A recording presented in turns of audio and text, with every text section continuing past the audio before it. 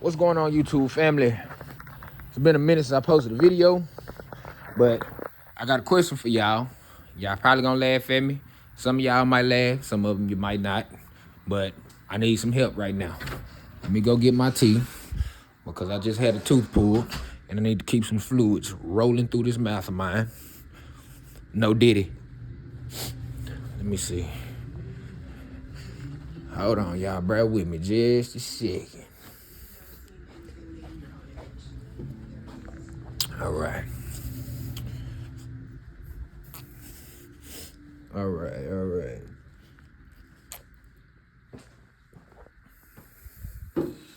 Hold on, y'all. I know it's dark. Just trying to move around, get it all. All right. So check it out, YouTube family. I got this car. It's a 1980 Eldorado. Even. 1980 even. Not an 81, not an 82, 83, 44. None of that. Not an HT 4100 car. Not a V8 6.4 car. It's a flat out 368 TBI injection motor. You know what I'm talking about? So when I got the car, timing was an issue, which I don't fuck with timing. You know what I'm saying? The second part was just from it sitting up, the fuel pump had went bad on it. All right, cool. So I ended up getting a sending unit because the sending unit was shot. It was rusted to hell. So I ended up putting the sending unit off of an 85 on there, the HT 4100 model. And the sending unit matched up. Everything looked good. All the bolt holes matched up. All the harnessing, all that matched up. But the issue that I was having, once I mocked up everything, there was a small fuse that was on the power side that hooked up to the fuel pump. That did not match up to my to the top of the fuel pump itself for the power. And I didn't have my dikes to cut the O-ring and spread it out for it to fit. So I ended up cutting that whole thing off and put my own little O-ring on there. And after that, the pump did not prime no more. I lost all power to it. It would not work. So this the car here. I got it covered up. I got it tied down in some spots, and I really can't get over there to untie it all. So I only really need to show y'all this part in the engine bay. So this is my little rig I got going on. As you can see, I got some wires tied up right here. So what I did was I ended up wiring a switch to the fuel pump, and I got that running to the battery, running straight to the battery, and it's on a toggle switch. No fuses, no relays, no anything, just pumping wires, you know what I'm saying, straight to the battery. So that will get the car to pump. That will make it pump. Here's my switch right here. Y'all just excuse my mess right here because I ain't cleaned none of this up yet because I don't even know if I was going to finalize this or if this was going to be the end result of what I was trying to do. You know what I'm saying? But again, 368 car. There's my switch for my pump, but I got the battery unhooked. As soon as I hook the battery up, I can flip that switch and you will hear the pump prime. You know what I'm saying? But when you go up front, these right here are my fuses for the actual fuel injection. One of these is for the pump, and then one is for the actual injectors. But when I turn the key, those fire up. Those have fire. But the gas is not reaching to the top. And I haven't really tested the system thoroughly, so I haven't pulled no fuel lines, anything like that. I let the pump run for approximately about 15 seconds.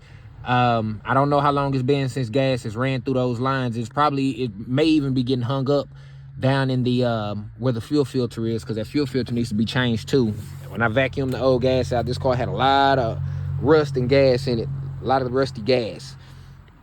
So let me show y'all the engine, how the engine is set up right now. And it's all original. Everything from 85 or from 1980 is there.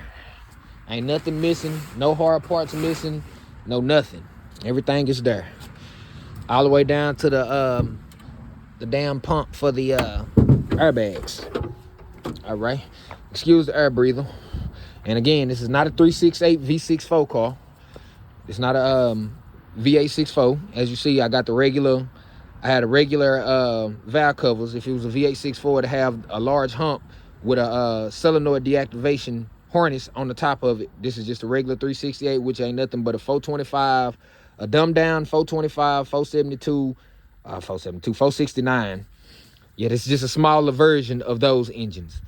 So I guess what my question for y'all is, I read a lot about the fueling system on these cars, and being that the TBI was a new thing that Cadillac was doing that later got adopted in the 90s, probably about 1990 on into 91, 92. I guess that right there is what made everybody else go to it, and the system has since been simplified since then.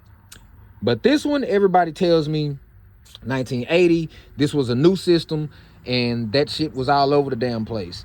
It was very hard, difficult, and it was not easy for anybody to just run through there and just get that shit figured out. So what I want to know is, how can I convert this over to a carburetor? Because I know I can't go and buy no aftermarket intake that will accept the 4-barrel quad for a 1980 Cadillac. I probably have to get an intake off of a 70s model, or you know, not even a 70s model Eldorado. I have a 70 model Eldorado, a 78, but it has a 425, and I know the injection ports are a little bigger than the 368. So I'll probably have real bad intake leaks if I put that type of intake on there. But what do y'all think I could use to convert this over to carburation? And then my distributor was dead, so this is my hot wire to jump to the battery, and all this was just for testing purposes. And then this is my fuel line, that's why I use green. So this is my fuel pump, this is my distributor hot for my bat switch. Timing wise, car was so far out of fucking time. When you crank this motherfucker, man, try, it'll choke on some starter fluid, but ultimately I haven't got it to crank. Number one, I was using starter fluid, and I'm scared I'm gonna blow the top end of the block apart, and I don't really know much about the car, but I know it's healthy, because if I pull this, if I pull my radiator cap, if I pull this joint off, you know what I'm saying? That's in decent condition. And if you look down off in there, you got green fluid. You can't tell from here, but yes, this car was full of antifreeze. My reservoir is blowed apart. I'm not too much worried about that. That's probably about a $30 part. Online, no big deal. You know what I'm saying? But yeah, man, I just really started dealing with Cadillacs like that. This is my third or fourth Cadillac. This is my second Eldorado. I've had 3 of them, but those 3 cars were in need of some real major help, bro. My 78 is a T-top. Then I had a 75 convertible. I got rid of the 75 convertible and got an 85 Fleetwood bullshit ass HT4100. So y'all can imagine what happened to that car. Not even the first voyage with it, the first drive with it, you can imagine what happened to it. So that's needing the motor. And yeah, man. So that's just pretty much it, man. What can I do to make this, what can I do to convert this over to carburation? Or if not, if y'all can't help me with that, at least somebody just point me in the right direction on how this fuel system is set up. You know what I'm saying? I got my YouTube and everything wired to my phone. Y'all can hit me on my phone. Y'all can hit me on Facebook. You know what I'm saying? Just get my Facebook information. You want my personal information, we can chop it up about it, talk about it. Just let me know. Cause this is a good one, man. This is a good car. It deserves to be back on the road. It's got a good body on it. I'm not missing no paneling.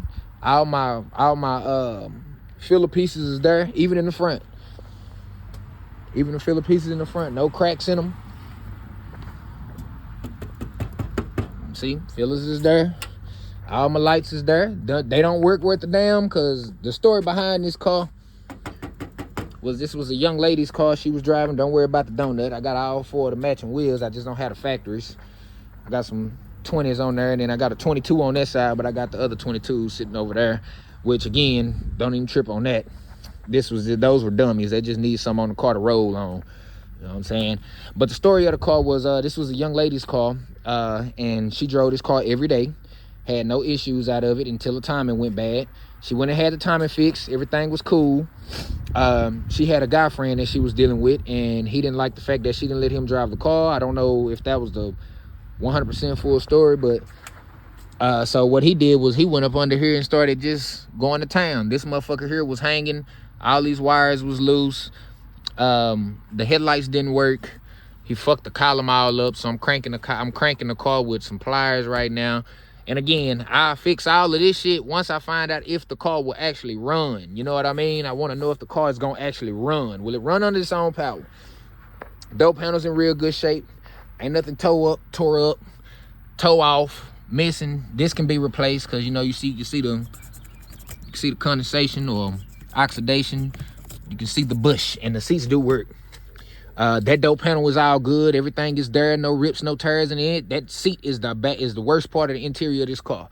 I took the back seat out, you know, just moved it out the way, just so I can run my wire, get my wire to where I need it to be. And again, y'all just excuse the handiwork because I really just doing this shit to test and see what's up, because the car been sitting with her booty in the air like a damn Sexy Red video for the past 6-7 months.